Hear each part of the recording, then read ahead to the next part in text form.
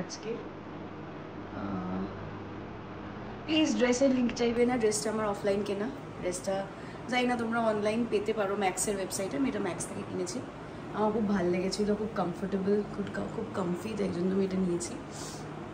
তো হ্যাঁ, এখন ব্যাগ প্যাক করা হয়ে গেছে, আমিও রেডি হয়ে গেছি। নিচে গিয়ে খালি চুলটা একটু ঠিক করব। ব্যাগ অলরেডি এখানে প্যাকড রয়েছে। এটা আমার এসেনশিয়ালস, এটা ঢুকাবো, আমার টাওয়েলটা ঢুকাবো, আর কিছু টুকটাক জিনিস ঢোকানো বাকি রয়েছে। তারপরে বেরিয়ে ব্লগটা কন্টিনিউ করছি। তো অলরেডি অল সেট, আমরা বেরিয়ে পড়েছি। যেহেতু অনেকটাই লং ডিস্টেন্স ট্রাভেল, তো জাস্ট একটু গাড়ির তেলটা রিফিল করবে, তারপরে এখান থেকে স্ট্রেট একদম কোলাঘাট গিয়ে তোমাদের সাথে দেখা হবে, মানে আমি আবার কথা বলবো। টিল দেন যদি কোনো ক্লিপস নিতে হয় তো নেব। তো তোমরা ব্লগটা আজকে এনজয় করতে থাকো। In the middle of the video আমি বলবো কোথায় যাচ্ছি, কেন যাচ্ছি, হোয়াট ইজ দ্য পারপাস।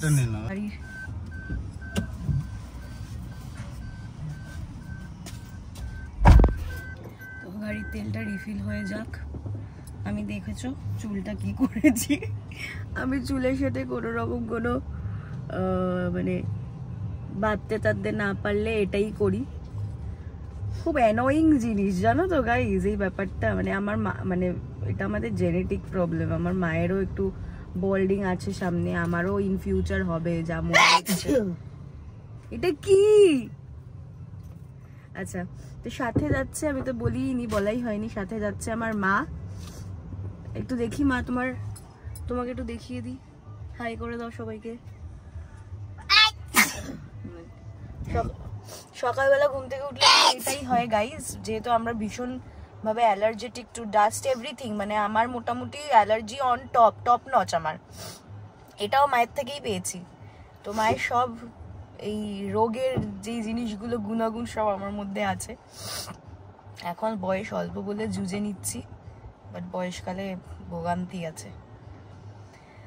দেখা যাক। তো আজকে আমরা যাই, বলতে পারো ট্রাভেল ব্লগ তোমাদের সাথে শেয়ার করব। আর এই ট্রাভেল ব্লগের মাঝে যেখানে যাচ্ছি সেই ব্লগগুলো আমি কন্টিনিউ করব। আমি স্প্লিট করে করে ব্লগ দেবো, সো দ্যাট ব্লগটা বেশি বড় না হয়ে যায়। তো হ্যাঁ, আমি অবভিয়াসলি চাইবো যাতে তোমরা ব্লগটা এনজয় করো। আর আজকে এতদিন পরে মা আর আমি বেরিয়েছি একসাথে, আশা করি যেই কাজে যাচ্ছি সেটা সাকসেসফুল হোক আর ভালো মতন ফিরে আসতে পারি। ব্লগটা তোমরা দেখতে থাকো। ও তোমাদেরকে একটা জিনিস দেখাবো, সেটা হচ্ছে আমাদের গাড়িতে অলরেডি গান্নু আছে। গণপতিকে সবসময় আমাদের কাকু এরকম মালা পরিয়ে রাখে। তো আরেকটা জিনিস যেটা আমরা ইনকর্পোরেট করব, মা কালকে হঠাৎ করে মায়ের কি মনে হলো, মা বললো যে এটা মা নেবে। জিনিসটা মা কালকে কিনেছে একটা স্টোর থেকে, খুব বাম্পি রোড, তো যার জন্য ভিডিওটা এরকম কাঁপছে। তো এটা না এরকম দেখো মাথাটা নড়ে, এটা আমি আগেও অনেক গাড়িতে দেখেছি, তো মা কালকে কিনেই ফেললো। এইটা মা ট্রেড ফেয়ারে দেখেছিল। ট্রেড ফেয়ারে কত চেয়েছিল মা? 600। কত চেয়েছিল? 600। হ্যাঁ, তো ট্রেড ফেয়ারে অলমোস্ট এটার দাম ছিল 600। তো এটা কালকে স্টোর থেকে মা নিল। কত নিল মা? 250 না? হ্যাঁ, স্টোর থেকে এটা 250 বললো, আর ট্রেড ফেয়ারে এটার দাম 600 চেয়েছিল।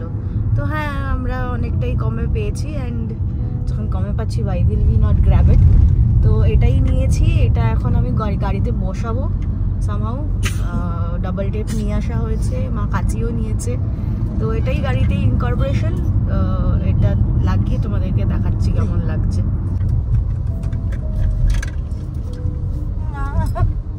কি কিউট কাচিটা,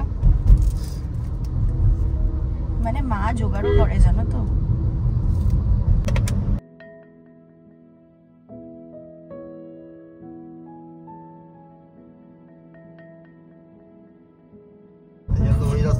ডাবল টেপ লাগানো শেষ, এবার আমি জিনিসটা ফিক্স করি। মা কোথায় লাগাবো?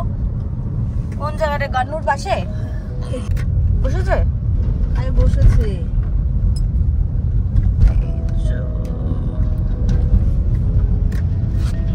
এটা ফিক্স করা হয়ে গেছে। কি কিউট মুখটা।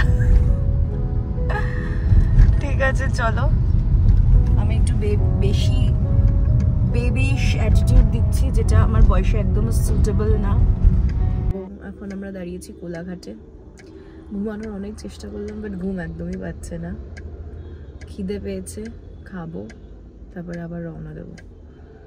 তো দেখি কি খাওয়া যায়। ভাজাভুজি কিছু খাবো না, ময়দা তো খাওয়া আমার বারণ। তো ওই একটাই অপশান আছে, সাউথ ইন্ডিয়ান ডোসা বা ইডলি, এইসবই কিছু খেতে হবে। বাইরের খাবার সেরকম একটা খেতে পারি না। তো I have to be very cautious before choosing my food, what to eat and what not to. তো হ্যাঁ, যাই গিয়ে খাবারটা খাই, কারণ অনেকটা এখনো ট্রাভেল করা বাকি। আমি ঢোকার আগেই মা এখানে অর্ডার করে দিয়েছিল, যার জন্য অগত্যা খেতে হচ্ছে আলুর পরাঠা। বাট ওরা না তেল ছাড়া পরাঠাটা করেছে, সাথে সাইড কিছু নিইনি, জাস্ট ওই আচার অ্যান্ড সস, ওটা দিয়েই খেয়ে নেব। আমার মা চিরকাল ডিম খেতে এত ভালোবাসে, তুমি একটু দেখো, সাথে এটাও দিয়েছে, ডাবল ডিমের পোচ। সিরিয়াসলি ডিম খেতে পারো, তুমি খাও বাবা। তো খাওয়া দাওয়া কমপ্লিট করি, তারপরে আবার আসছি তোমাদের সাথে কথা বলতে।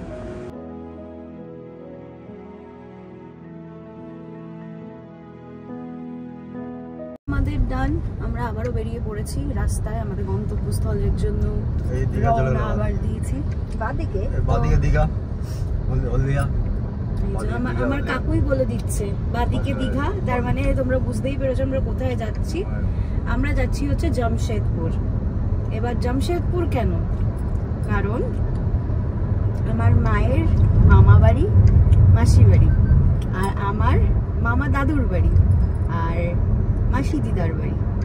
আমার মাসিও ওখানে থাকে, আমার দিদার বাপের বাড়ি বেসিক্যালি জামশেদপুরে। তো আজকে অলমোস্ট 10 ইয়ার্স, মানে আমি যখন ক্লাস 12-এ পড়তাম তখন আমার মাসির বিয়ে হয়েছিল, মানে মামা দাদুর মেয়ের বিয়ে হয়েছিল।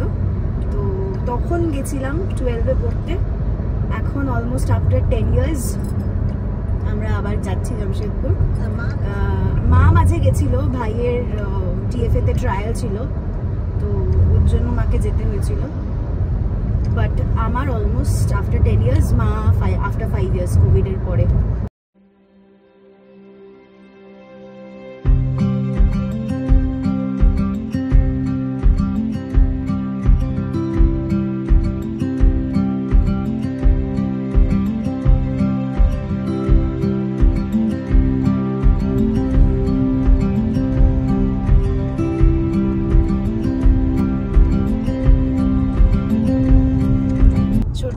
শুধুমাত্র এই ভিউটা দেখার জন্য মাকে জ্বালিয়ে খেতাম। সামার ভ্যাকেশন আসতো আর বলতাম জামশেদপুর কবে যাব, জামশেদপুর কবে যাব।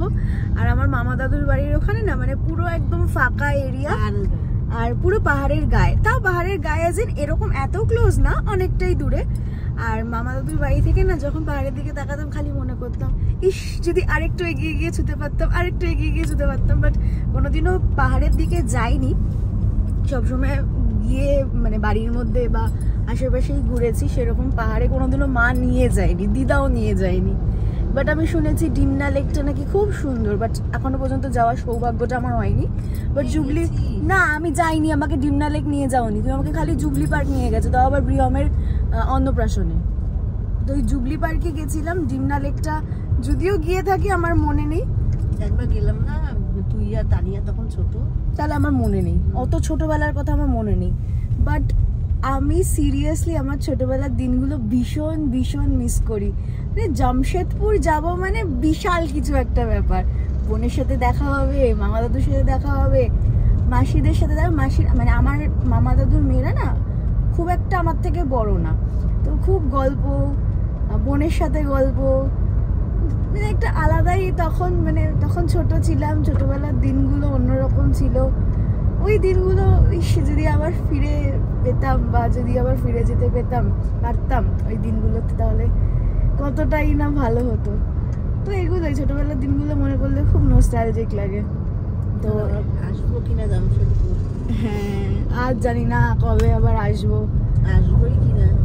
না না থেকে না না অবশ্যই আসবো। গাইজ আমাদের সাথে মানে আমরা মানে জামশেদপুর ঢোকার ঠিক মুখটাতে আমাদের গাড়িটা ধরেছিল, ঠিক আছে, একটা সিভিক পুলিশ। আমার মাথা এখনো পর্যন্ত I couldn't calm down. I'm still processing the matter. আমার এখনো ভীষণ গা হাত পা জ্বলছে that we had to pay 500 rupees without knowing what reason they are asking the amount. ধরেছে একজন সিভিক পুলিশ এসে বলছে যে কি জানো প্রথমে বললো তোমাকে রেশন কার্ড দেখাতে না একটা রেশন কার্ড দিখানে কে লিয়ে বলছে লাইসেন্স দিখাও আর রেশন দিখাও তখন আমি ভাবলাম যে রেশন কার্ড লাগে গাড়ি চালাতে বাবা আমি তো জানি না কোনোদিনও এরকম শুনিনি ড্রাইভার্স লাইসেন্সই লাগে আর বাকি গাড়ির যা পেপারস থাকে এগুলোই লাগে তো আমাদের কাকু ড্রাইভার লাইসেন্স দেখে দুবার বলেছে ম্যাপটা দেখতে হবে তো ওটা আমি মাঝখানে পজ করে দিয়েছিলাম বিকজ ম্যাপ দেখছিলাম তো হঠাৎ করে বলছে যে লাইসেন্স দেখাও তো এবার উনি না বেশ মানে মনে হচ্ছে কি we have done something very big crime तो हम बोले रुकिए भैया देर है तो आप ऐसे क्यों बात कर रहे हैं मुझे हाँ हम ममता दीदी के जगह से है ना इसीलिए गला ऐसा ही है सभी लड़की लोग का गला ऐसा है बहुत हाई है তখন কিছু একটা মমতা দিদির নামে কিছু একটা গালাগালি দিয়েছে I don't want to go into any political মানে ম্যাটার তো যাই হোক তারপরে বলছে ঠিক আছে आप बड़े बाबू से बात करके उसके बाद जाइए এবার মা গেছে মা গিয়ে কথাটা বলেছে হ্যাঁ তো এবার যাই হোক তাই হোক করে আমি গেছি এবার মা বলছে যে 500 টাকা ফাইন নেবে আমি বলছি কেন 500 টাকা কিসের জন্য ফাইন দেবো আমার কাছে তো সবই আছে দাঁড়াও আমি যাচ্ছি এবার আমি তো একদম কোমর বেঁধে নেমেছি ফিল্ডে গাইস আমি গেছি আমি গিয়ে বলছি যে आप किस लिए 500 रुपए हम दे रहे हैं आपको 500 रुपए लेकिन किस लिए हमको जानना है তখন বলছে যে তখন একটা বহু পুরনো কাগজ দেখিয়ে বলছে यहाँ का नियम है आपको ऑथराइजेशन पेपर दिखाना पड़ेगा এবার সত্যি কথা গাইস আমার এটা জানা নেই যে প্রাইভেট গাড়িতে অথরাইজেশন লাগে কিনা আমি যতটুকু জানি যে ওনার সে কমার্শিয়াল গাড়ি যদি অন্য ড্রাইভার চালায় তাকে এরকম অথরাইজেশন দিতে হয় আমি পরবর্তীকালে আমারই তো ফিয়ান্সে যেহেতু লয়ার তো ওর কাছে শুনলাম যে একটা স্ট্যাম্প পেপারে অথরাইজেশন লাগে तो बोलते ऑथराइजेशन देना पड़ेगा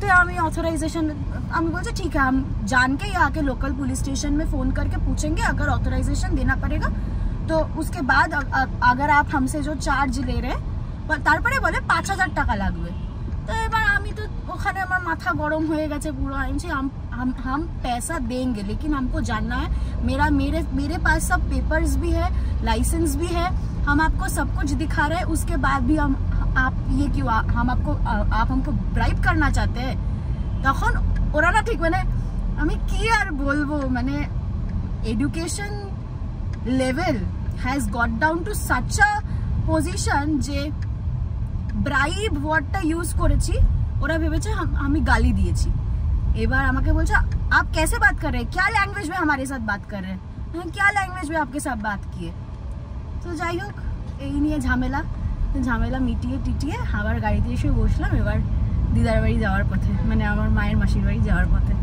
আবার দেখা হচ্ছে আমি জানি আমি ওভার এক্সাইটেড হয়ে গেছিলাম অ্যাকচুয়ালি আমি অন্যায় একদমই সহ্য করতে পারি না তো যার জন্য আমি খুবই এক্সাইটেড হয়ে গেছিলাম জিনিসটা নিয়ে আর আমি একটু বেশি মানে ওভার এক্সাইটেড হয়ে গিয়ে তোমাদের সাথে ব্যাপারটা শেয়ার করলাম আরেকটা জিনিস আমি তোমাদেরকে বলতে চাই এখানে এসে আমি দেখলাম শুধুমাত্র এখানে না আমরা যখন বেনারস গেছিলাম তখনও এই জিনিসটা দেখেছিলাম একদম এখানে ট্রাফিক নেই মানে ট্রাফিক নেই এজেন ট্রাফিক পুলিশ নেই ঠিক আছে গাড়ি যেখান থেকে পারছে সেখান থেকে ঢুকছে কোনো এখানে সিগন্যাল নেই কোনো রকম কোনো ট্রাফিক পুলিশ নেই যে জিনিসগুলোকে সর্ট করবে বা কোথা থেকে কি গাড়ি আসছে কোনো রকম কোনো ডিরেকশন নেই তারপরে লোকে যেখান থেকে পারছে সেখান থেকে ঢুকে যাচ্ছে গাড়ি ঢুকিয়ে দিচ্ছে তো এই জিনিসগুলো কিন্তু আমাদের বেঙ্গলে হয় না আর তার মধ্যে এই জিনিসটা আমাদের সাথে এই আজকে হলো আই এম রিয়েলি ভেরি মানে কি বলবো আমি বলে বোঝাতে পারছি না যে আমি কতটা আমার মাথাটা গরম আমার এখনো গা জ্বলছে যে আমার 500 টাকা চলে গেল ভাই কোনো সময় মানুষের কাছে 500 টাকাও থাকে না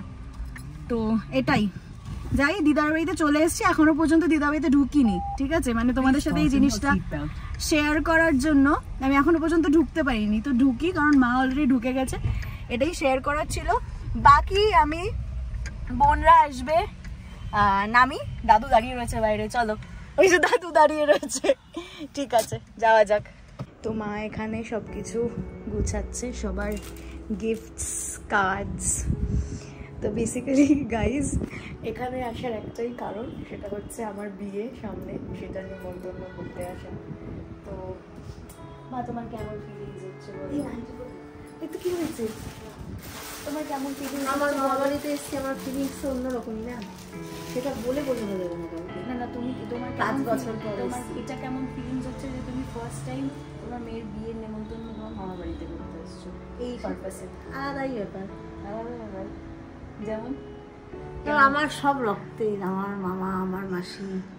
আরে ভাই ঠিক আছে, সে এই কান্নাকাটি প্লিজ মা এরকমভাবে ইমোশনাল হয়ে পড়ো না।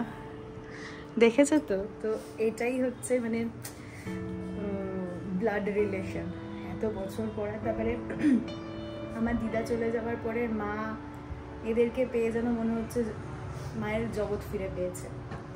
তো হ্যাঁ, এই ব্লগটা আমি এত অবধি রাখবো, আরও পার্ট আসতে চলেছে, সেগুলো কিন্তু দেখতে ভুলো না। টিল দেন টাটা, ভালো থেকো, সুস্থ থেকো। আর আমার সব গুরুজন, আমার ভাই বোন, আমার দিদি দাদারা, আমার ছোটরা, আমার বড়রা, সবাই নিজেকে সুস্থ রেখো। Till then tata.